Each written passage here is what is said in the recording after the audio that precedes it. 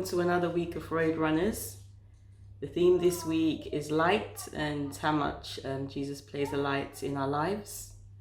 We've got Phil giving us a talk this week and some crafts with Luke. So I hope you enjoy. Bye. Hello and welcome to RoadRunners Craft. Today we're going to be making a candle, and all you need are 2 bits of paper. Doesn't have to be these colours, these are what I've got. Some pens, glue and scissors. And the first thing to do is using 1 bit of paper.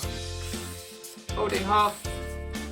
Doesn't have to be that neat, and fold one of those bits in half again. And then those 2 lines, cut them out.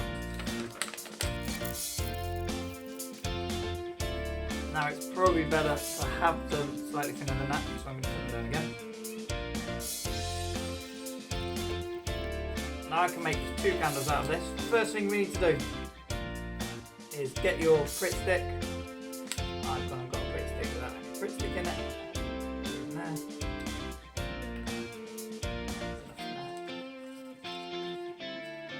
Get some glue, double-sided tape, like that. Glue 1 bottom, and then make a right angle like that. And all we're going to do, just keep folding it over. So always fold the one underneath over, one underneath over, and you'll actually end up going round in a square. Just keep doing that.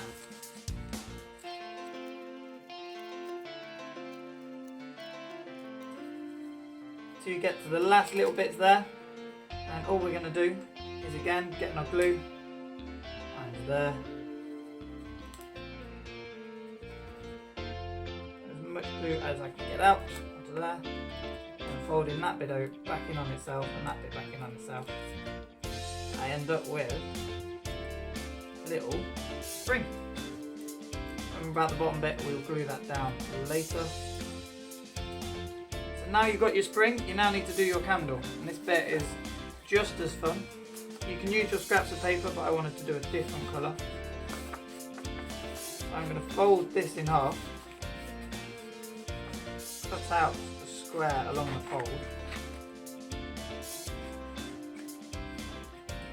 and draw on here, using my yellow, the outline of a flame.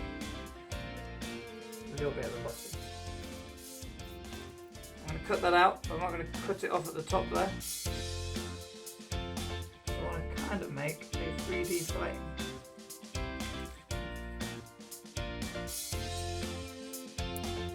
What we're going to do is the bottom here, spread it out a little bit, fold the bottoms in. I'm going to stick that onto the top of our candle. We'll stick that on top of the candle. A little bit more 3D. And now that you know where you're going to put it, you need to colour it in. So now I'm going to get my glue. Get any of it left.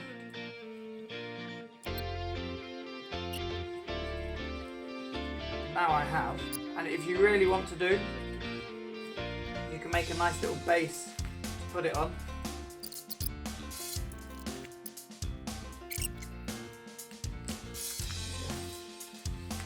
I've got that somewhere in the corner.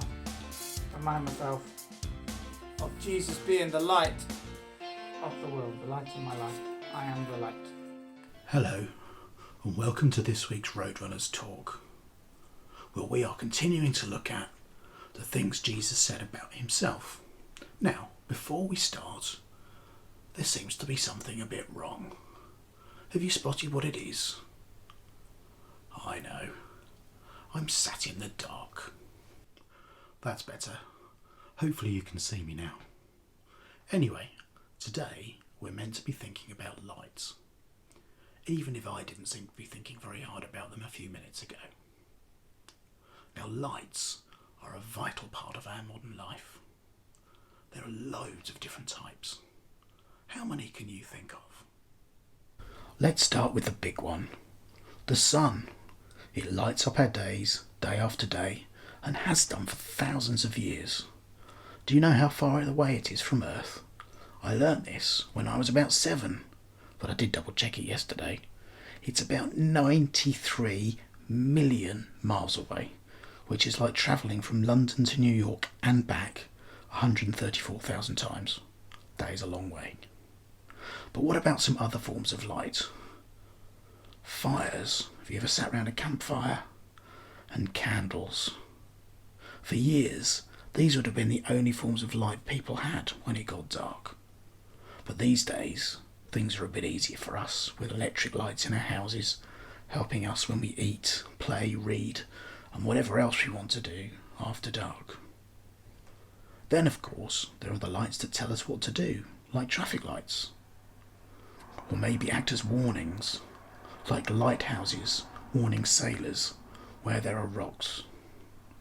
Then there are lights that just look great and have fun. Disco lights, Christmas lights, and fireworks. Did you think of any more? I'm sure you did. Or you could if you had a bit longer to think. Now Jesus said, I am the light of the world. In fact, he said it twice, so it must be important. But what do you think he meant? Do you think it meant that he had a big glowing head and could show people where to go in the dark? No, I don't think so either. Or maybe he meant that he was like the sun. You see, in ancient times, lots of people worshipped the sun. But no, that's not true, and he didn't mean that either. So in order to understand what he did mean, I want to look at one of the stories that happened just after Jesus said this for the first time. So Jesus' ministry brings him to Jerusalem, the capital of Israel. Jerusalem is controlled by the Romans, and John tells us the story of one particular healing in chapter 9 of his Gospel, which is the 4th book of the New Testament, if you want to look it up. Jesus and some of his disciples approached a man who had been born blind. The disciples asked Jesus if he or his parents' sin caused his problems.